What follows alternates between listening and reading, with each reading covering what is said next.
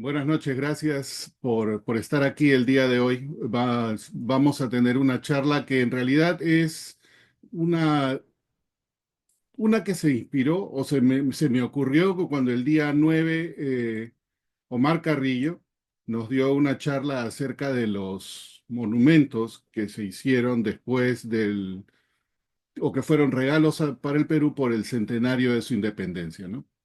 Entonces él hablaba de todos esos monumentos que las colonias y las embajadas extranjeras le habían regalado al Perú con ocasión del centenario, y habló también del presidente Leguía, que en 1919 tomó lo que le llaman el oncenio. Fue la segunda vez que estuvo en el gobierno, y durante ese periodo de 11 años ocurrieron una serie de cosas. Inclusive se le dice a que Leguía siendo presidente del Perú, fue el mejor alcalde de Lima, porque hizo una serie de cambios que en realidad fueron el fundamento de lo que es Lima arquitectónicamente y como ciudad distribuida hoy en ciertas partes, porque otras partes están de forma distinta.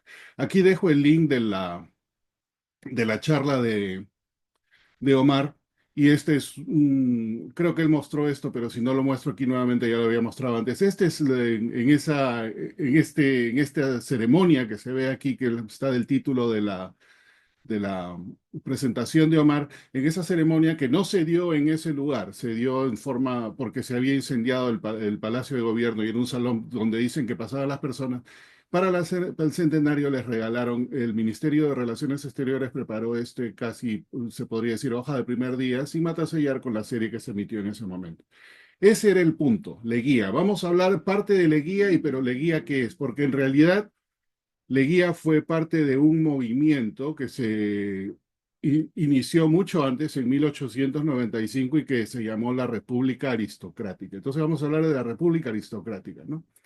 Este fue un periodo en el Perú de gobierno se dicen, las 40 familias más poderosas de ese momento. Duró entre 1895 y 1919, pero en realidad dura de 1900 a 1919, porque del 95 a 1900 fue otro gobierno que estuvo ahí de otra tendencia, pero ahí más o menos ya empezó a empezar la cosa. Entonces, durante este periodo, vamos a decirle de 1895 a 1919, viene lo que se llama en el Perú la República Aristocrática. Familias poderosas controlando prácticamente todo. Todos los presidentes que salían eran de estas familias, y ellos se dedicaban principalmente a la minería, la agroexportación, finanzas y otro tipo de cosas. Y en la agroexportación tenemos ahora lo que se llama el boom del caucho, ¿no? En la selva peruana ya se miraba mucho la selva como generador de recursos. El caucho, y con los varones del caucho, que no solamente eran peruanos, pero también extranjeros apostados en Iquitos y otras ciudades, traían muchísimos recursos a esa área principalmente. Entonces, dentro de este periodo hay filatélicamente un periodo interesante que sucede en estos 3 años, en 1905, 1907 y 1910. Ahora, hablábamos en la parte anterior a que empiece esta charla, referencia a tendencias políticas, y cuando uno se desvía mucho a un lado o al otro, siempre hay una reacción, como la reacción en la física, ¿no? Entonces, al final de esta república aristocrática hubo una parte de populismo, que en realidad empieza en más o menos 1912 con un presidente Billinghurst, que es el primero que empieza a otorgar ciertos beneficios como las 8 horas y todo ese tipo de cosas que se dan. Entonces, hacia el final de la república aristocrática empieza el populismo, y lo sigue otra vez, pues, una contraparte, que es lo que se llama el indigenismo. De esto no vamos a hablar mucho en gran parte, porque todo eso sucede como reacción. Lo interesante es que Leguía, el presidente que tenemos aquí, fue presidente en 1908 y fue presidente de 1919 al 32. Entonces fue parte de ambos. Pero si tomamos en cuenta solamente la parte de la República Aristocrática, es lo que queremos hablar hoy, hubo algo que es importante. Lima se empezó a afrancesar. Y de esto vamos a explicar un poquito, porque en realidad de esto es lo que vamos a hablar hoy día, de esos monumentos que fueron representados en una serie de estampillas, que prácticamente es como una isla dentro de toda la temática que existía en ese momento. Por lo general, las estampillas del Perú han tenido bustos de personajes ilustres, anterior a esta emisión y posterior a esta emisión. Pero en estos años se trató de dar un resalte a la parte arquitectónica que se había estado creando como parte de la expansión de Lima. Y de eso es lo que vamos a hablar, de esta serie que está aquí. Entonces, hablaba 1905, 7 y 10. Estas son las fechas importantes. El 1 de enero de 1905 se emite un descuento para el servicio internacional. El porte simple baja de 22 centavos a 12 centavos. En 1907, el director de correos manda a emitir una estampilla primero, sacó una resolución para emitir una estampilla de 5 centavos para el correo doméstico. Pero ya como estaba pensando crear esta emisión que resalte los monumentos que estaban el gobierno o la sucesión de gobiernos de este periodo creando para mostrar la modernidad de Lima, esa emisión se extendió a 9 valores. Esta primera estampilla de la que vamos a hablar y vamos a ver en un momento, esta serie de aquí, todas salieron de circulación en 1910. Para cerrar esto y solamente dejarlo como colofón de qué estamos andando, la parte del indigenismo también tiene su emisión de la que hablaremos en algún momento y prácticamente es la primera emisión, con la excepción de la de 1896, en la que se muestran motivos eh, precolombinos, en este caso de la cultura Paracas, la cultura Chimú y el Imperio Inca. Lo dejo ahí para otro momento que vamos a estar hablando y nos regresamos nuevamente a Lima, ¿no? Entonces vamos a irnos hacia Lima.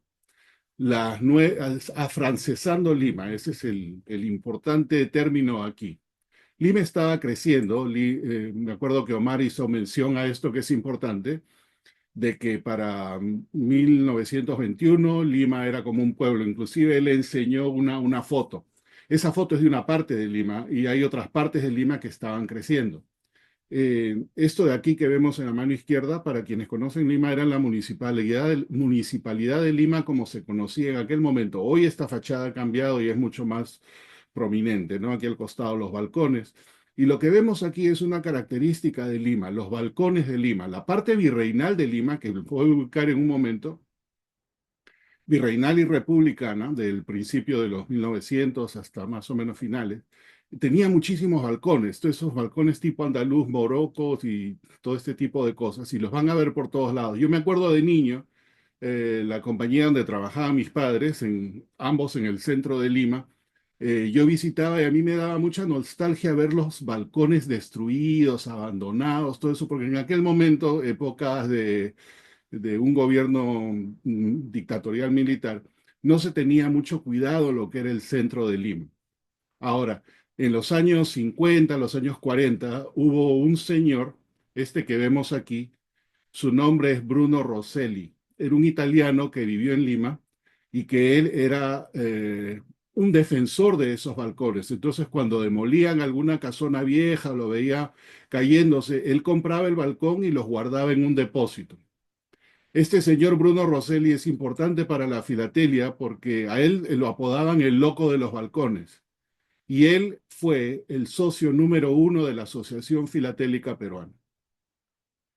A él le ofrece, en el año 49, cuando se forma la Asociación Filatélica y se juntan estos filatelistas, el filatelista por lo general siempre tiene alguna afición adicional del profesor Rosselli. Él era profesor universitario, su hobby adicional era coleccionar esos balcones.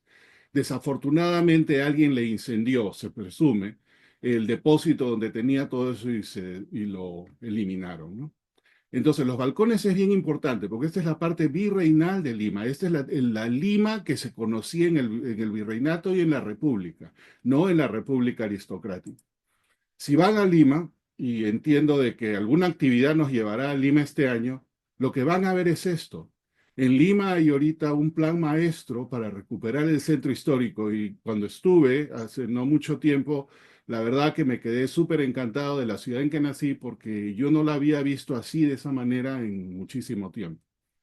Eh, lo dejo ahí porque es bien importante y prácticamente todo Lima está cambiando, todo lo que es el centro de Lima. Entonces, dejamos el centro de Lima como una cosa que vamos a tomar en algún momento, o quizás vamos a estarla disfrutando en persona, y vamos a movernos a lo que es la República Aristocrática y su arquitectura. Entonces, estaba tratando de armar esta serie o esta presentación en prácticamente semana y media después de que habló Omar y se me ocurrió de que la iba a hacer de una manera un poquito diferente, ¿no? Entonces, siempre hablamos de temática. Siempre que hable ahora en adelante, siempre voy a traer la temática a colación.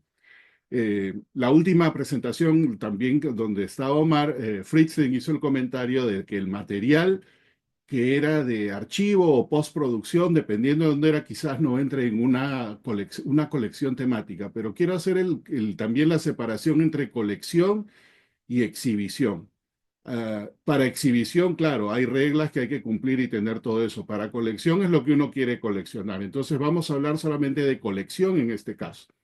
Y cuando hablamos de colección estamos hablando de la parte de producción. Entonces producción es la estampilla. Esto entra en el exhibit como entra en una colección, pero también es importante notar de que esos que existen con la sobrecarga espécimen, como todos sabemos, son en realidad estampillas que se imprimieron con la estampilla que está en producción, pero estas se quedaron en los archivos de quien fuera el impresor, en este caso el American Banknote, y ellos le ponían esta sobrecarga espécimen y taladraban y todo ese tipo de cosas, ¿no?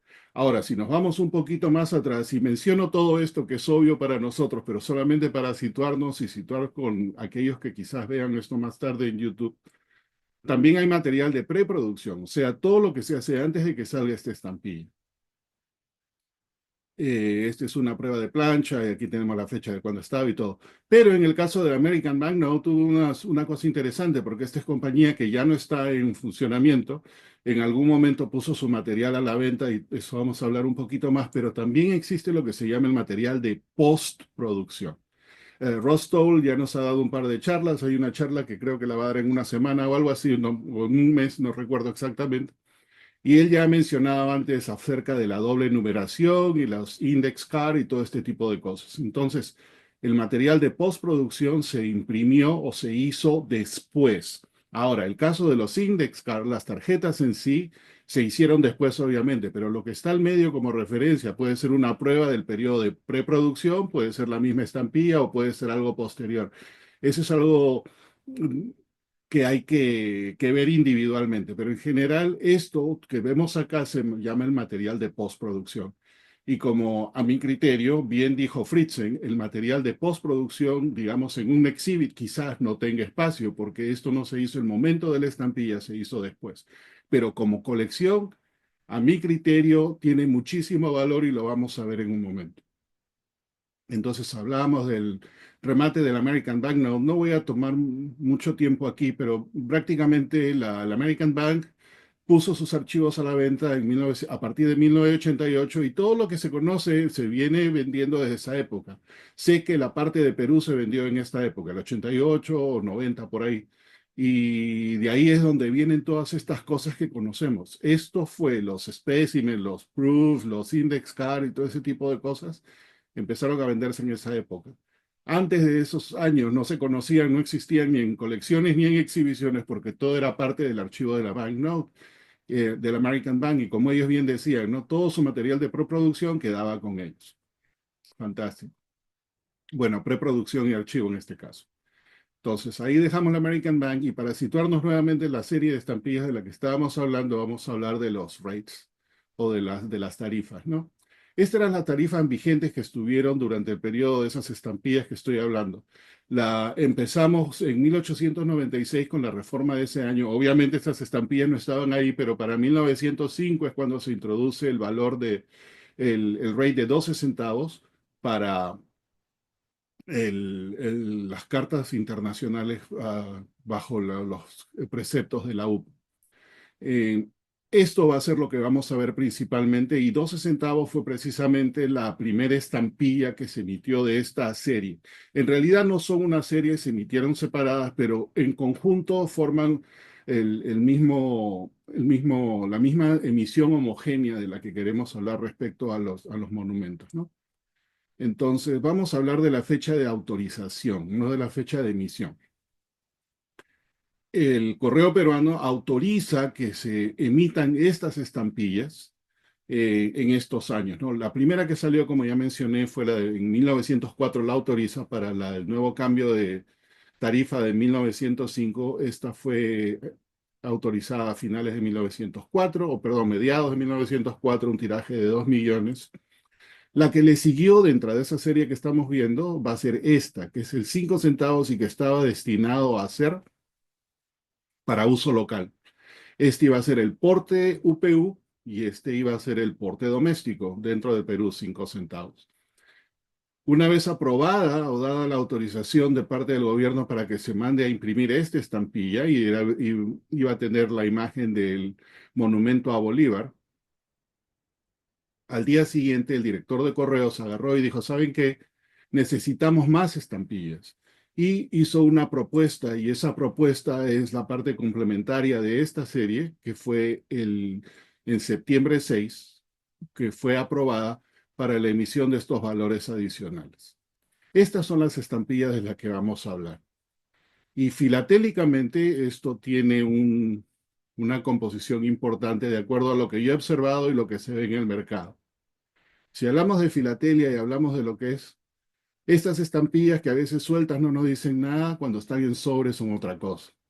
Por ejemplo, este 12 centavos es absolutamente raro en una carta doméstica. Número uno, porque no era la tarifa. Y número dos, porque de esta solamente se conoce una carta de uso doméstico. Todas las que se conocen son de uso internacional, solo una doméstica. El inofensivo 4 centavos con esta llama, que era el porte para tarjeta postal y tiene sentido que sea más pequeña para que entre dentro de la tarjeta postal, es rarísima encontrarla en múltiples. Sueltas se van a encontrar en tarjetas, a veces parejas se pueden llegar a encontrar en sobres que son difíciles, pero múltiples más grandes son verdaderamente raros, son muy raros. Estos dos valores, el 20 y el 50, son muy raros en sobre. El sol y el 2 soles no se conocen en sobre. Estos cuatro son los que generalmente se van a ver.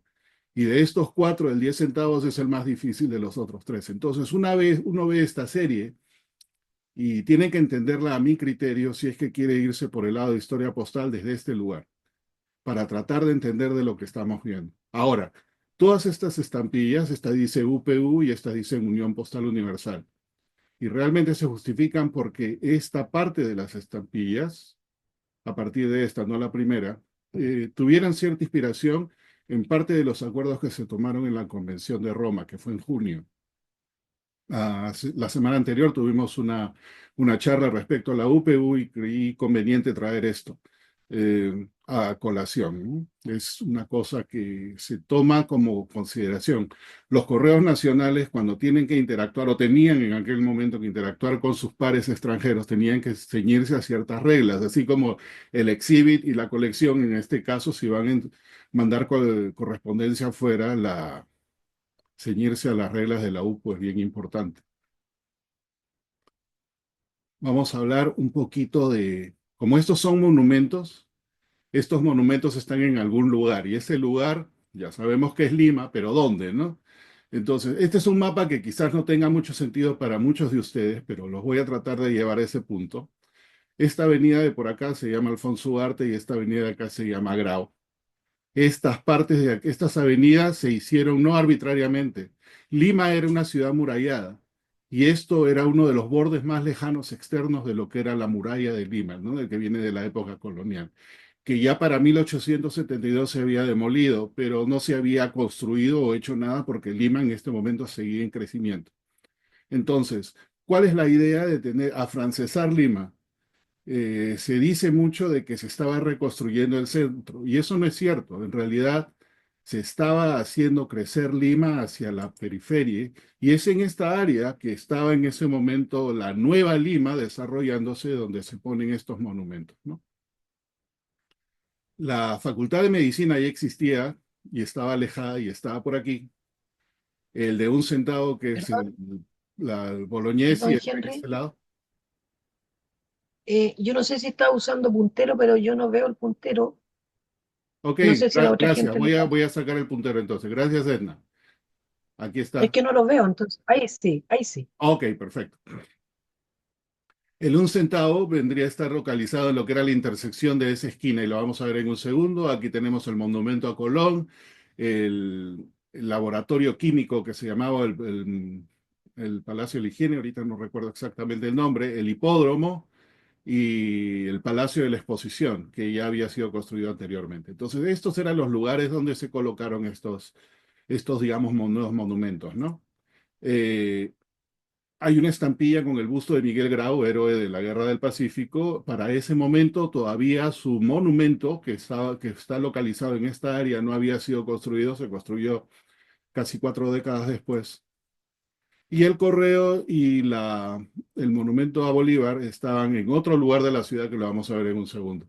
El que no encaja como monumento en ningún lado es la llama, pero la llama es, de alguna manera, yo siempre le digo, nuestro símbolo andino de un 4x4, ¿no? Porque sí, siempre ha simbolizado transporte y aquí no es la excepción, simboliza eso. Entonces, esta es la Lima, digamos, moderna de aquel entonces, un pequeño pedazo.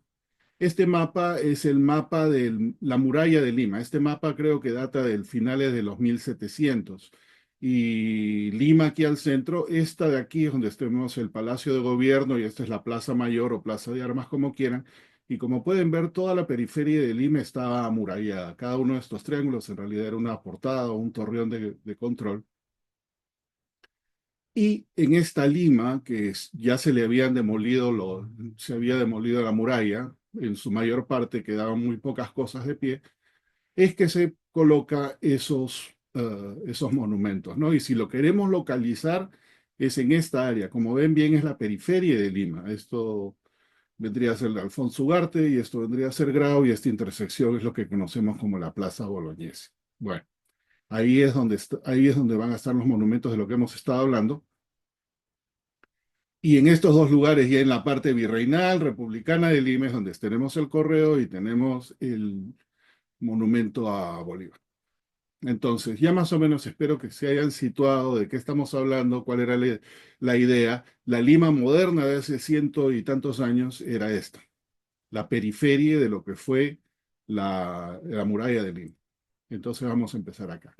La estampilla de 12 centavos, ¿no? La estampilla de 12 centavos se emite en 1905, pero y es lo que tenemos aquí es un index copy, lo que está al medio es una prueba en papel de India, que puede ser quizás una prueba de preproducción, no lo sé, pero como está en este index copy, la copia del archivo, vamos a asumir que es algo posterior, postproducción.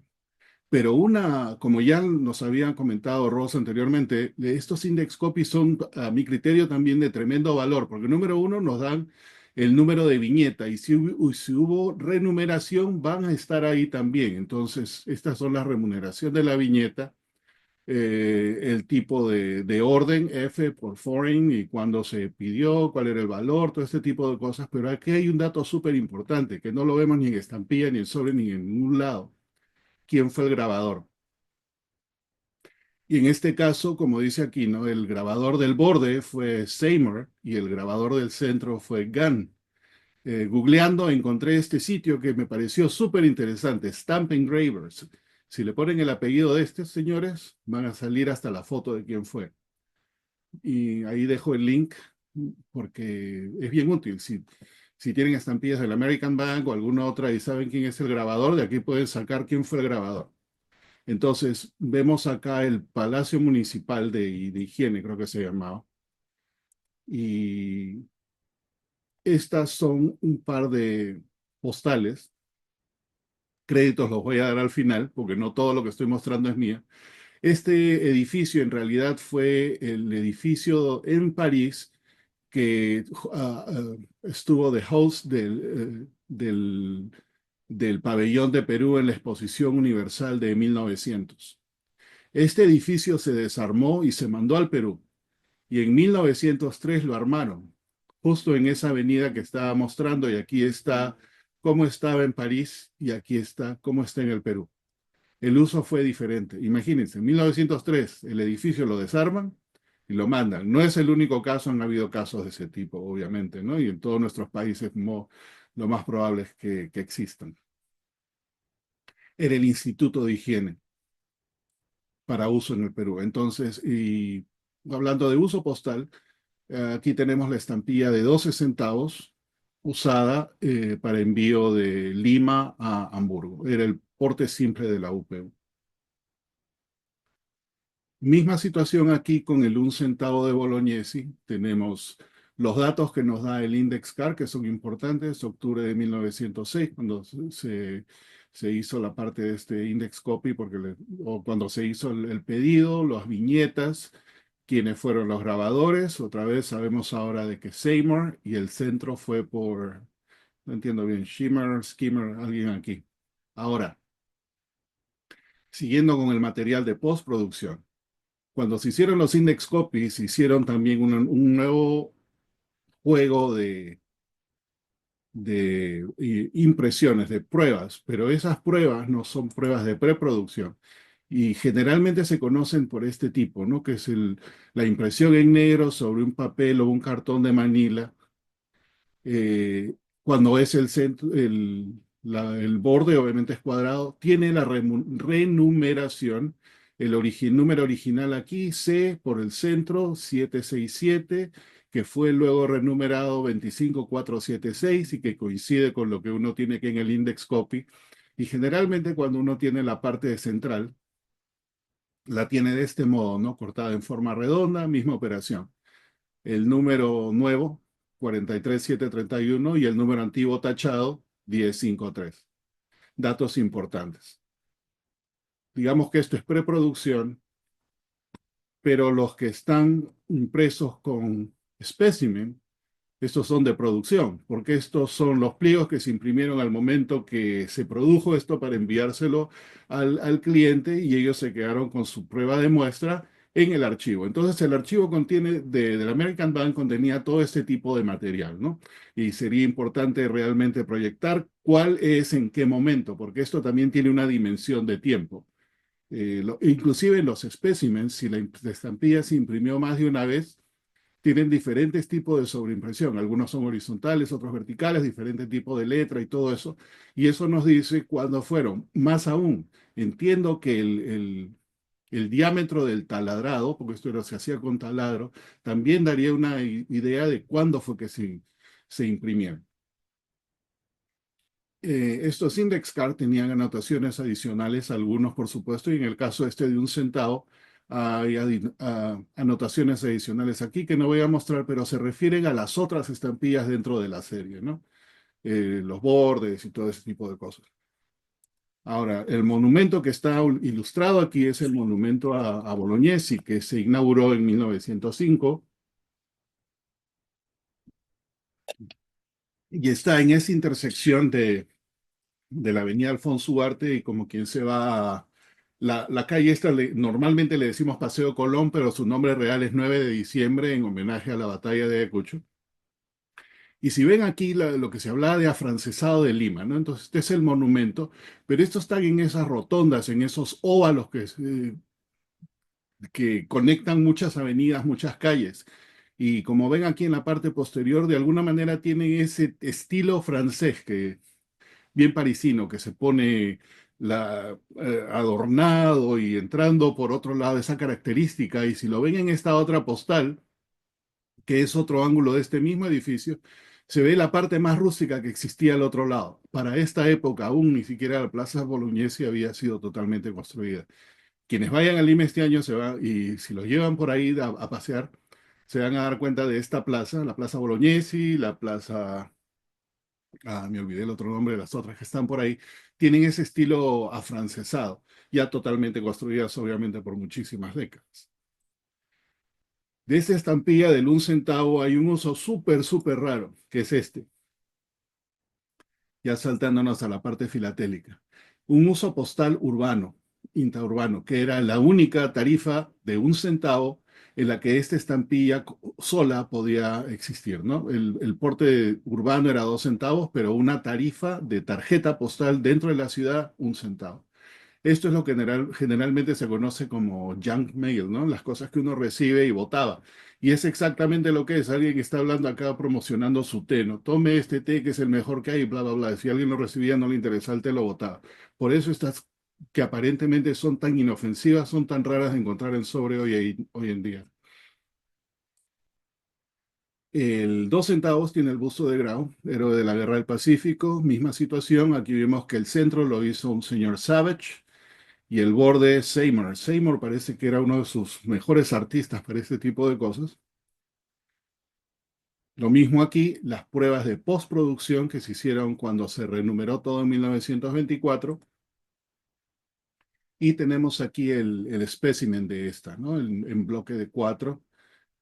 Tal cual se imprimió y se distribuyó, solamente que esta que quedó dentro del archivo.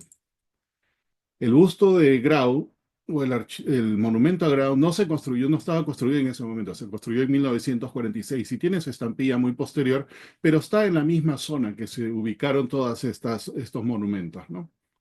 El planeamiento del IME en aquel momento quizás ya tenía las áreas designadas, quizás no estaba el presupuesto, quizás, no sé, una serie de cosas que han sucedido en su momento. El 4 centavos de la llama es monocolor, no tiene no tiene el central, y acá vemos que decía Border Call, me imagino que es el nombre el apellido de quien lo hizo el engraving. Y acá tenemos la prueba de postproducción y otra vez el espécimen.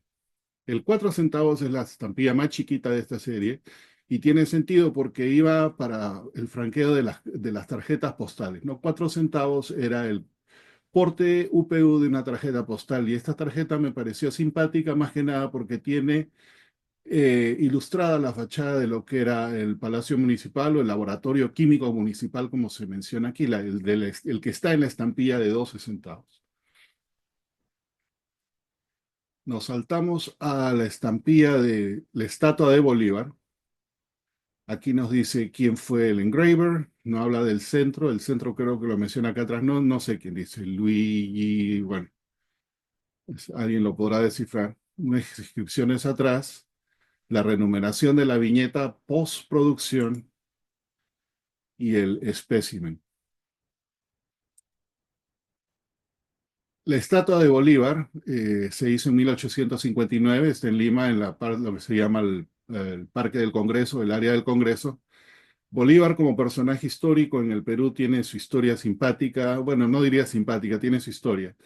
Eh, en realidad se autoproclama el libertador del Perú y hasta cierto punto es cierto, pero en realidad el libertador del Perú fue San Martín, porque Perú fue el único país, creo, de nuestra región que se independizó 2 veces a través de una larga guerra, ¿no? Que empieza en 1821 y termina en 1824 con la batalla de Ayacucho, que con las tropas de Bolívar, aunque Bolívar no estuvo ahí, pero bueno, se le atribuye su participación de algún modo. El 5 centavos era el porte doméstico, si se quiere, pero en este caso, esta es una tarjeta fuera de valija, que lo habrán, me imagino yo, depositado a la última hora y tenía que pagar 1 centavo extra, por eso los 5, y es fuera de valija de Paita y viene aquí a San Francisco. 10 centavos, Palacio de la Exposición. Este quizás es el edificio que precede a todos los anteriores. Nuevamente, por el index copy sabemos que el marco lo hizo Seymour y el centro lo hicieron estos dos señores, Gunn y Skimmer. Lo voy a llamar así porque no puedo leer exactamente lo que dice. Las pruebas de postproducción y su bloquecito este con la marca de espécimen y el taladro. Y este es el edificio muy bien preparado. Hoy en día es el Museo de Arte de Lima, el MALI. Quienes vayan a Lima, vayan a visitarlo, vale la pena. Cubre todos los periodos artísticos del Perú, desde la preinca hasta el moderno, pero tiene una parte muy importante del arte republicano y que quizás este es el museo que tiene más, lo recomiendo altamente. Este edificio se construyó en 1872 y tuvo diferentes usos. Alguna vez fue la Municipalidad de Lima, era el edificio principal del Parque de la Exposición, que era de las afueras de Lima en aquel momento, y cuando se construye esta avenida 9 de Diciembre o Paseo Colón, como lo conocemos, y aquí está el Monumento a Colón, que vamos a hablar un momento más, era la avenida más aristocrática de Lima de su momento, ¿no? Entonces, casas muy grandes, palacetes, que existen hasta ahora, la gran mayoría. Obviamente, hoy ya no siguen así con esa función aristocrática, digamos, hoy día son academias, bancos y discotecas y qué sé yo. Casas muy, muy, muy grandes. El 10 centavos era solo, podía ser usado como porte doble doméstico o, como ya hemos hablado tantas veces, el famoso Iquitos, ¿no? La ciudad peruana en el Amazonas que no está conectada por carretera, podía salir y por el porte simple de ahí, que era sin cruzar Panamá, saliendo del Amazonas hacia el Atlántico directamente, pagaba 10 centavos. En este caso, este es un porte doble de Iquitos hacia Nueva York. No paga los 2 centavos del cruce de Panamá porque, bueno, no iba a cruzar Panamá de ningún modo. El 20 centavos muestra la escuela de medicina y esta estampilla es súper buscada por todos aquellos que hacen temática de medicina y todo eso, y el doctor Recuenco nos podrá decir más adelante. Y Johnny Rosas es el dueño de todas esas pruebas de postproducción que he mostrado a la negra y él me dice, tengo todas menos esta y yo estoy casi seguro que alguien que hace esta temática se las consiguió, pero nuevamente hablando, esto es postproducción. Quedaría mi pregunta para más tarde, si la pueden discutir con los jurados que están aquí presentes, si realmente una prueba de postproducción puede entrar en una colección temática. No lo sé. Yo diría que no, pero seguramente estoy equivocado de acuerdo al criterio de alguien. Pero lo que sí podría entrar obviamente es un espécimen, porque este se hizo al momento de producción.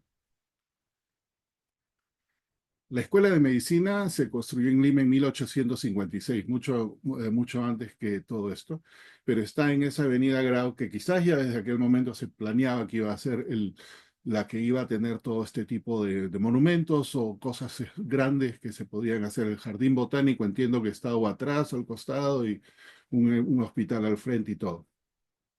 Esta estampilla ya de 20 centavos es un poco difícil de encontrar el sobre y el uso solo es bastante raro. Este es un uso certificado doméstico que curiosamente son 5 centavos de porte, pero el porte de certificación dentro del país era más caro que enviarlo hacia afuera, era 15 centavos. Hacia afuera era solamente 10, dentro del Perú era 15.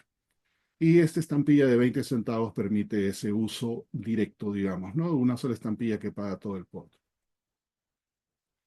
50 centavos tiene el edificio de correos que se construyó y se inauguró en 1897. Eh, Nuevamente monocolor, grabado por Cole, igual que la de 4 centavos. El edificio de correos quizás fue uno de los primeros que se reconstruyó con ese estilo medio afrancesado, a pesar de que está muy cerca del centro de Lima. Está en el centro de Lima, media cuadra del Palacio de Gobierno, pero el edificio anterior era inusual, ya no se podía usar para aquel momento, estaba muy deteriorado. Bueno, numeración anterior, numeración nueva y también subespécimen. Si puedo entrar ahí, aquí está. Esa estampilla en sobre es rara. Sola nunca la he visto, pero en combinación sí la he visto. Acá tenemos dos imágenes del edificio de correos que en algún momento desafortunadamente pasó a ser la casa de la gastronomía peruana y que sé que ahora está en remodelación y que va a ser abierto como museo postal. Va a tener su parte gastronómica, obviamente, que es bien importante, pero va a ser un momento bien importante, creo yo, porque hay muchísima historia filatélica dentro de este edificio de correos. El patio desde el año 1973 se utilizaba para canjes filatélicos y eso ha ido por décadas. Todos los filatelistas del Perú nos hemos hecho filatelistas, creo yo, en ese patio. Es como el alma mater de todos nosotros. Sobre los muestro más adelante. El un sol, nuevamente el borde grabado por Seymour y el centro dice aquí por un señor Brown. Esta estampilla es súper temática porque muestra el hipódromo de Santa Beatriz, que hoy en día ya no existe. sus pruebas de centro y del marco y su blog en cuatro. Esta estampilla no se conoce en sobre, al menos yo nunca he visto, he escuchado y creo haber preguntado a todos los que coleccionan Perú y saber algo de historia postal. No se tiene récord de esta estampilla en sobre. El hipódromo de Santa Beatriz es importante por varias razones y tenía una fachada muy interesante, era el Jockey Club del Perú. Aquí había un palco presidencial, Leguía, el presidente del que hablamos hace un momento, era muy aficionado a los caballos, él tenía acá su palco y todo. Pero en 1911, un aviador peruano que vivía en Europa regresó, se llamaba, se apellidaba Bielobustik, Juan Bielobustik. Y él fue quien hizo aquí en el hipódromo de Santa Beatriz el primer vuelo que ocurrió en el Perú. Fue el 15 de enero de 1911. Creo que hubieron vuelos anteriores en Argentina, en Brasil en 1910, o sea que Perú está dentro de los primeros. Esto fue un vuelo demostrativo nada más, un par de días, pero eso es lo que hubo. No hay cartas de eso, pero se emitieron este juego de postales para el evento. No hay sobres de la estampilla de un sol, pero sí hay bloques. Y del bloque, el más espectacular que se conoce es este, uno usado de 24 estampillas. Esta estampilla se usó prácticamente en su totalidad, que conseguir un bloques nuevos o inclusive estampillas nuevas con goma es bastante difícil. Yo sé de 3 bloques de 4 nuevos, de los cuales uno es mint, no sin rastro de charnel. Son los que conozco. Quizás hay algún otro más. Nuevamente, estampilla suelta con goma de esta, difícil, nueva, muy, muy difícil. Y sobre no existe, y si existe, me gustaría alguien que me proporcione una imagen. Y el bloque más grande que se conoce es este bloque de 24. 2 soles. Esta estampilla tiene su historia, porque de esta solamente se emitieron 2000. Se conocen algunas usadas, no se conocen sobres. Sigue siendo una estampilla, digamos, relativamente cara dentro del Perú. Aquí nuevamente las pruebas de postproducción, el espécimen, la ubicación del monumento a Colón en el mismo paseo, y acá vemos el Palacio de la Exposición y los otros lados de donde está todo esto. Pero esta estampilla, siendo cara, tiene una peculiaridad. Las 2 piezas más importantes que han sobrevivido hasta ahora son 2 pliegos. Este pliego de la izquierda está en manos de un comerciante argentino en la calle Maipú, que tiene una tienda mirando hacia la calle. El otro pliego está en una colección particular. Estas son las estampillas de las que hemos estado hablando, ¿no? Pero tienen su importancia, a mi criterio tienen su importancia. Socialmente, porque muestran lo que es la modernidad y quizás la transición a la integración en el país, aunque esta integración duró muchísimas décadas y quizás hasta ahora esté en movimiento, pero tiene un personaje en el medio que es, digamos, el antes y el después, y es Leguía. No directamente con esa serie para poder, digamos, darle una correlación directa, pero sí de alguna manera tuvo su intervención para crear ese cambio hacia la modernidad y mayor integración de todo el país. Filatélicamente es importante porque es la primera serie bicolor del Perú. Hubieron un par de estampillas anteriores de 2 colores, pero como serie esta es la única. Y cuando miran el catálogo, este es como quien dice, ¿no? El lunar dentro de todo, porque las anteriores tienen los bustos de personajes ilustres, las posteriores tienen los bustos de personajes ilustres. Durante este periodo de la República Aristocrática, el director de Correos quiso de alguna manera mostrar la modernidad de Lima con todas estas cosas. Como yo no puedo desafiliarme mucho de la historia postal, vamos a hablar de ciertos usos de estas estampillas porque es importante.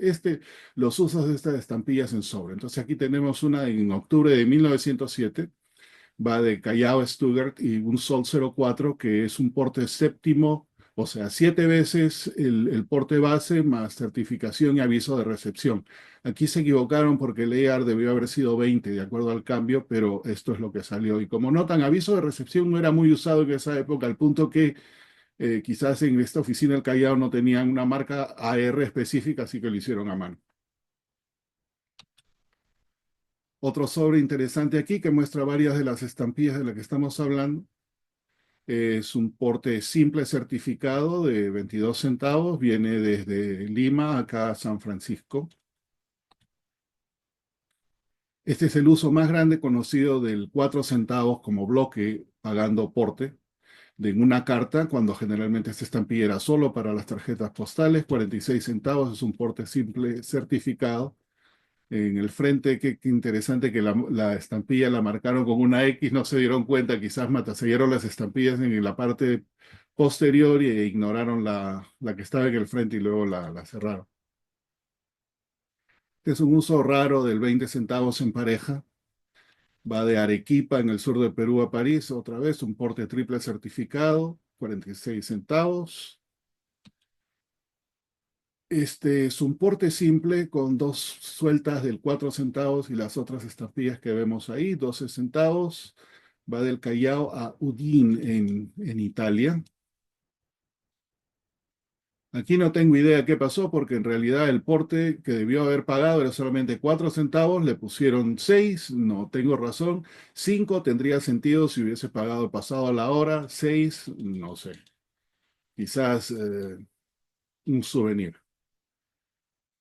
Un uso raro del 50 centavos, no se ve esto mucho en el sobre. Y aquí tenemos un porte cuádruple certificado, 58 centavos. Misma cosa, matasellaron las estampillas en el frente, se olvidaron la de atrás, así que le pusieron su tachón a mano. Un bloque de 6 del 1 centavo, estaba de Lima a París para completar un porte simple.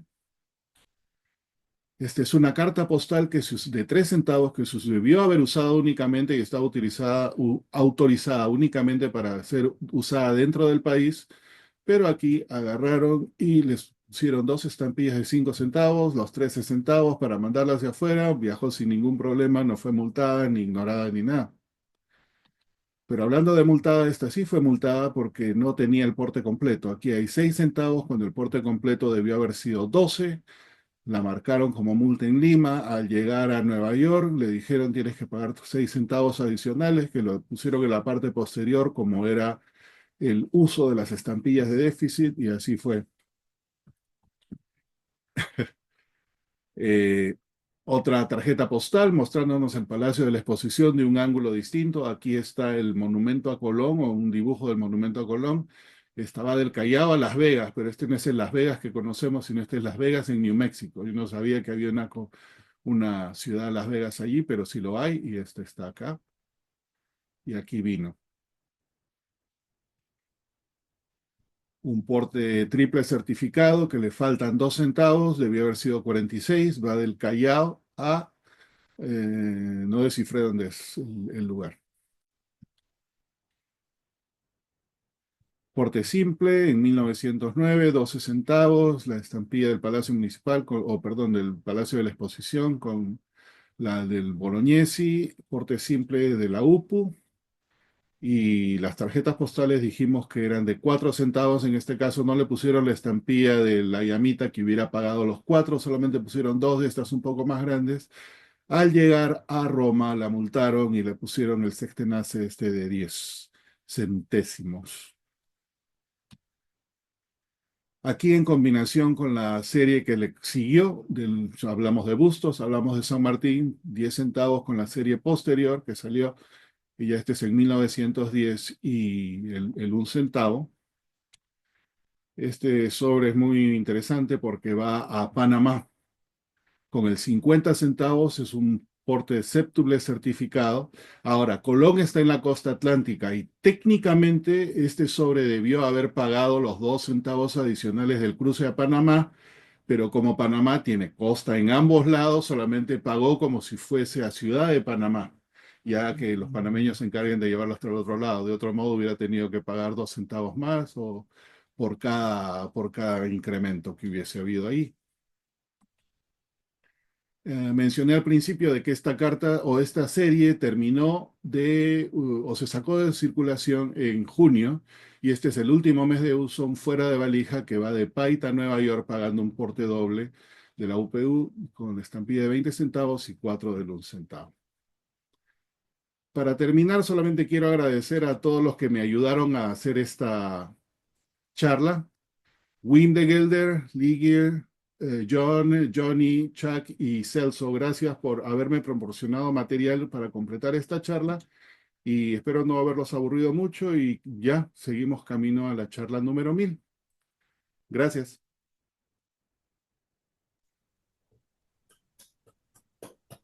Y si hay alguna pregunta por ahí, encantado de responderla. Henry. Henry, permíteme un par de comentarios, Henry. Así es, Wim, adelante. Primero, el de 1 centavo que tiene la estatua de Bolognesi. Sí. No sé si te has dado cuenta, pero después de haber erigido el monumento, cambiaron la estatua en un año posterior. Ah, eso no Entonces, sabía. sí, el monumento que figura en la estampilla es la estatua original y luego que se inauguró en 1905, si mal no me acuerdo, y lo cambiaron unos 5 o 6 años más tarde. Porque en el monumento original es el momento que Bolognesi cae muerto y herido de bala y todo el mundo estaba burlándose de la estatua diciendo que parecía borracho. Entonces, entonces para evitar esas burlas, finalmente lo cambiaron a la estatua actual. Gracias, ese dato no lo sabía. Ya. Otro comentario. De la estampilla de 4 centavos de la llama, igual que la de un sol, es extremadamente difícil encontrar en estado mint. Sí. Sin usar si se encuentra, pero mint es bien complicado. En la presentación que tú hiciste de las 10 centavos, tú muestras en algún momento una foto donde tú ves el Paseo Colón. ¿Lo puedes mostrar de nuevo? Claro que sí. Déjame llegar hasta ahí en el 10 centavos, ¿no? Sí. Déjame ponerlo. Lo pongo acá y lo comparto. Espera un segundo.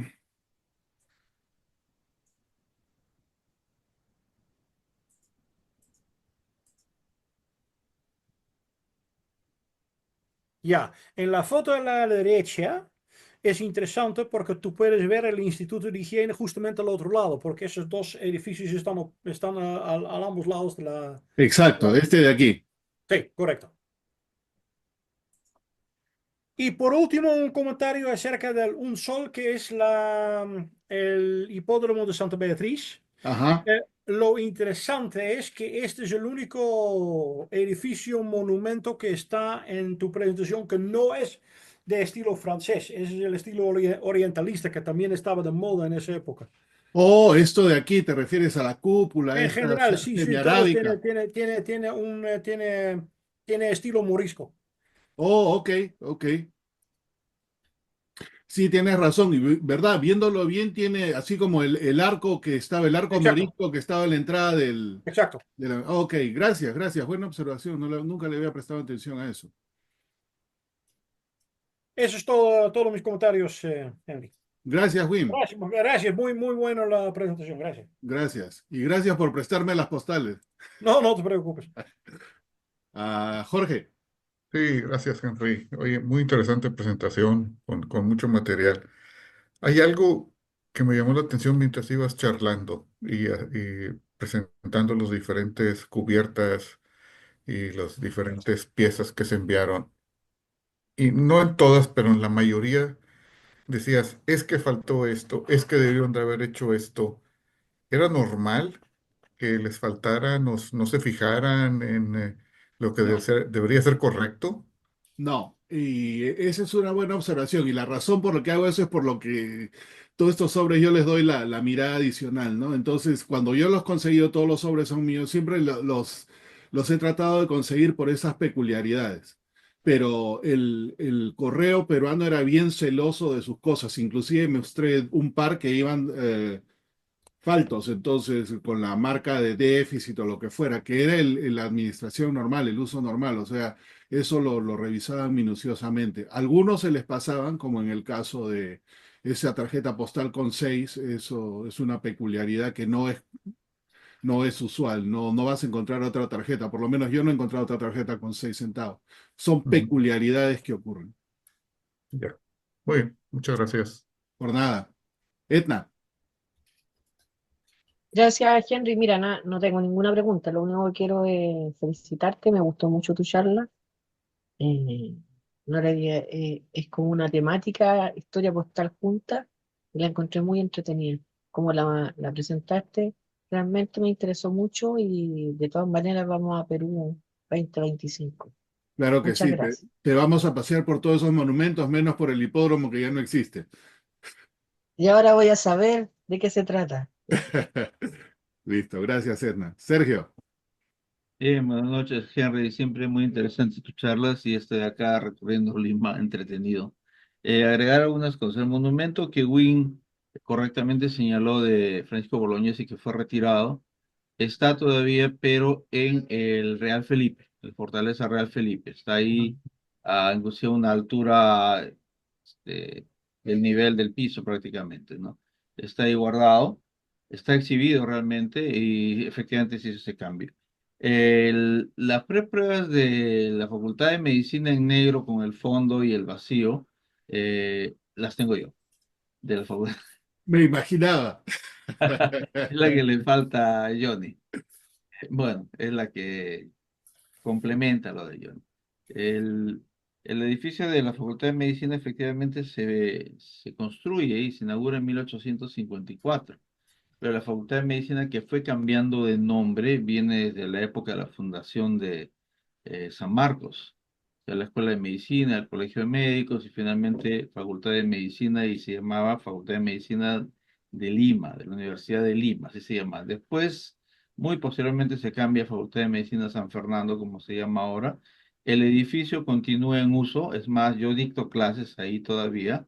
Yo lo llamo ese edificio del pastel, porque cuando uno ingresa, esa parte es circular y es toda así estilo afrancesado y parece un pastel de matrimonio realmente, de 3 pisos. Ahí está el anfiteatro, es un auditorio que es de esa época y que está en una zona muy, muy penosa de visitar de Lima, pero el edificio vale la pena ir a mirarlo. Tiene una fuente con Hipócrates y Gea y las estaciones que es de esa época, que poca gente sabe que está ahí, es muy bonita. Además de estar ahí frente a donde estudiaron Daniel Alcides Carrión y todo lo que Gaetano Heredia y los famosos que son los nombres famosos de la medicina. Bueno, yo colecciono eso, tengo alguna prueba. Y también te quería comentar el Instituto de Higiene que mostraste ahí, ¿no? Que efectivamente el edificio traído en piezas de la exposición de París, que todavía está en pie, actualmente es el Museo Histórico Militar. El Instituto de Estudios Histórico Militar tiene una biblioteca que se puede visitar, tiene cosas muy interesantes. Es más, yo no la había visitado, entré con un amigo que era experto en Raimondi y cosas de la Marina, ya falleció, y él me mostró todas las posibilidades para ir a explorar barcos, salidas, rutas, todo este tema del comercio mercantil y militar de la Marina. En ese edificio, pues ahí una vez que llegó se hizo el Instituto de Vacunología, de vacuna, y de ahí se convierte en el Instituto de Higiene. Las vacunas que se hacían, pues eran la de la viruela, y después hizo unas vacunas de tifoidea. Cuando ya finalmente se muda de ahí, el Instituto de Higiene cambia al nombre de Instituto Nacional de Salud, que es donde estoy trabajando actualmente, por esas cosas de destino. Hace 10 años trabajé ahí un par de años, pero se mudó a otro edificio que no está en Estampillas, que es también estilo morisco medio árabe, que está frente al Hospital Rebagliati, que de toda la zona desentona un poco, Orra tiene una torre media árabe ahí también, y ese edificio antiguo sigue siendo la sede central, pero los laboratorios ya se han mudado a un campus enorme que está en Chorrillos, o sea, a un lado de la Bahía de Lima.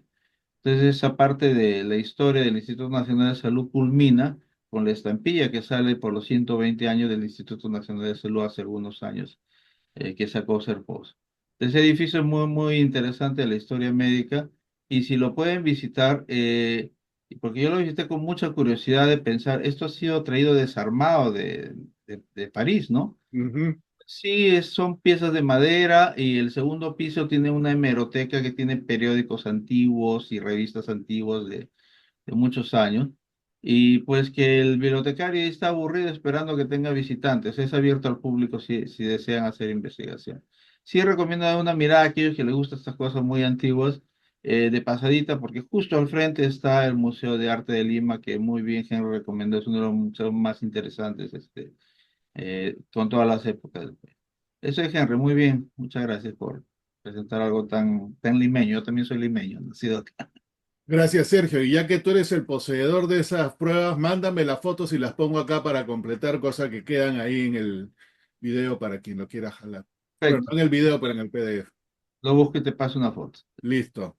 Paul, ¿Qué dice Henry? ¿Cómo vas? Un hola, hola. abrazo. Feliz año a todos los amigos y básicamente contento por tu charla. Muy buena, espectacular, sobre todo los franqueos. Y tengo una pregunta sobre el un sol y el dos soles. Dices que el un sol del hipódromo, dos soles de Colón, dices que no se encuentran en carta, que no has visto nunca una sola carta. Y es rarísimo porque tampoco hay en nuevo. O sea, entiendo si no hay en carta, debería haber muchísimo nuevo. Quizás la emisión se lanzó y se usó pocos días, pero al no haber nuevos, que sí que se usaron muchísimo y presentas un bloque inmenso con un uso ahí muy centrado y todo matasellado. Pero qué raro que no haya cartas, eso no sé por qué no me puedo explicar. En todo caso, en Ecuador, como un prefacio, te cuento que en esas épocas usábamos los sellos no solamente para franqueo, sino también para pago de libranzas, de envío de dinero, para pago de encomiendas, recepción de encomiendas, para cuatro o cinco diferentes cosas, no solo franquear cartas, y tarde o temprano, en esas épocas de esos años, encuentras ya si no es en carta franqueado a algún lado el sello, lo encuentras por lo menos en una libranza, pero lo encuentras adherido a algún ítem postal, ítem filatélico, por decirlo así. No hay de ninguna manera un sol y el dos soles pegado a cualquier cosa y pagando algo que hayas visto. La respuesta rápida es no, pero te explico dos cosas. El un sol se usó en su totalidad. El un sol es el que es raro en nuevo. El dos soles casi no circuló y ese es difícil usado y se encuentran en nuevo y en nuevo solamente existen dos pliegos. En realidad la historia de los pliegos es que esos pliegos eran cuatro pliegos. Hace muchos años yo cuando llegué aquí a Estados Unidos y en un viaje a Nueva York, un dealer tenía los cuatro pliegos. Llegué a tener esos cuatro pliegos en mi mano. Dos pliegos se vendieron y los desmenuzaron, y esos son los que se ven vendiendo los bloques de 8, bloques de 4, todo eso ahí. Inclusive uno de los pliegos, que era el que estaba en el fondo, tiene un glacín en la parte posterior que está pegado a la goma. Entonces, si tú ves el dos soles nuevo, que lo venden en bloque con un glacín, era ese pliego, pero era el único. Luego había otro pliego que estaba medio oxidado, ese también lo han desmenuzado y quedan dos pliegos, uno que ahora está en Buenos Aires y otro que está aquí.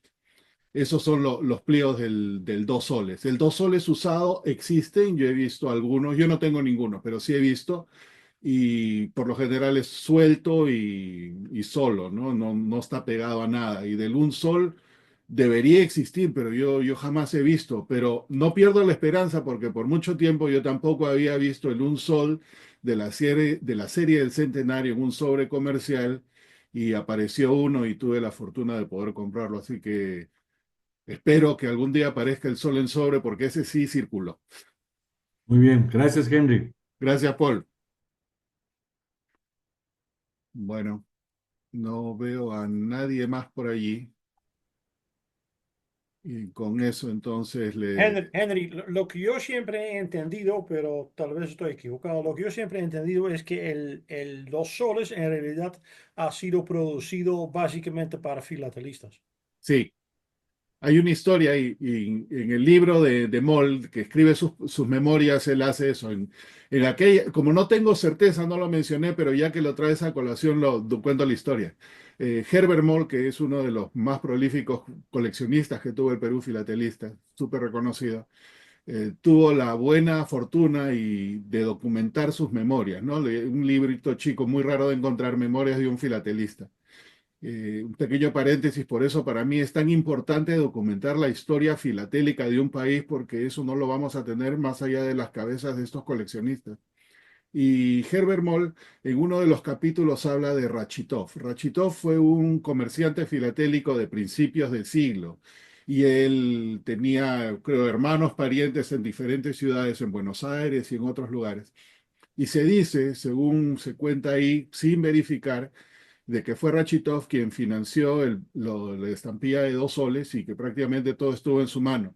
Ahora, qué curioso que los 4 pliegos estuvieran todos juntos. Habían solamente 2000, 4 pliegos son 400 estampillas.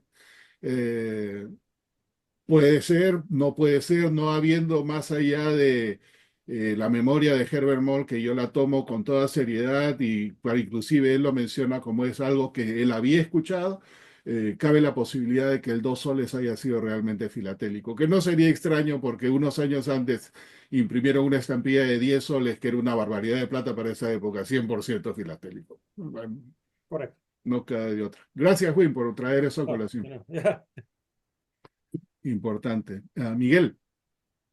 Bueno, primero de todo, Henry, felicitaciones porque cada una de tus charlas realmente es un placer escucharla, porque yo creo que no solo es filatelia, sino también es historia y realmente es muy interesante escuchar todas las presentaciones que vos haces.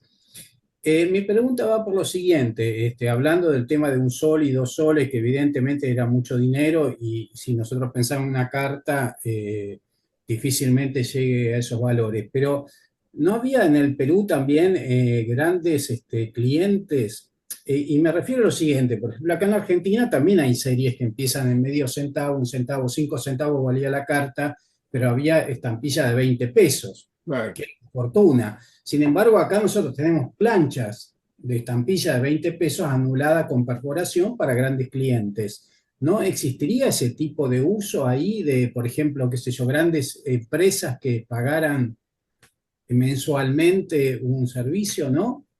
No, no que yo sepa, no, nunca lo he visto, no, no, no existen. Por ejemplo, de todas estas estampillas, yo la única que conozco en pliego es la del 2 soles, ninguna otra existe en pliego. En, Claro. eh, de otras series anteriores hay pliegos de los valores bajos, pero todo, nada de eso es comercial, todo eso ha sido guardado por filatelistas o algo. La dinámica comercial en el Perú en aquel tiempo era un poco diferente quizás que la que tenía Argentina, que obviamente era potencia en aquel momento y tenía toda esa capacidad de absorber. En el Perú era más limitado en ese sentido. Pero no pierdo las esperanzas de que puedan existir ese tipo de cosas, pero sobre todo en sobreusado o bloques más grandes, ¿no? Si es que si existiesen. Me refiero sobre todo para no pensar que exclusivamente era una especulación filatélica el hecho de hacer El valores dos tan soles. altos, sino que quizás por ahí podría haber un valor declarado, no sé, Debería, claro. esas piezas que poco se conservan, pero que realmente por ahí existieron. Sí, y es buen punto. Y eso yo lo he visto usado en los dos extremos, ¿no? Porque a veces las estampillas, la más inofensiva, la de 1 centavo, la que pagaba un young male, esa no la encuentras, como tampoco Claro. encuentras el valor alto. Entonces siempre los Sí, sí, los extremos dos son los extremos son difíciles. difíciles, es cierto. Sí, sí, sí. Bueno, felicitaciones, realmente, muy linda charla. Gracias. Y buena observación la que haces, referente al 2 soles. Se especula la parte, digamos, filatélica del asunto, que no le resta, digamos, ni valor ni rareza a esa estampilla porque no es fácil de encontrar. Y enseñar un pliego de eso siempre impacta porque la estampilla sola vale algo y 100 de esas vale un poco más. Claro, claro. Buenísimo. Así es. Bueno, entonces con eso, muchas gracias a todos por asistir el día de hoy y nos quedamos hasta el día de mañana.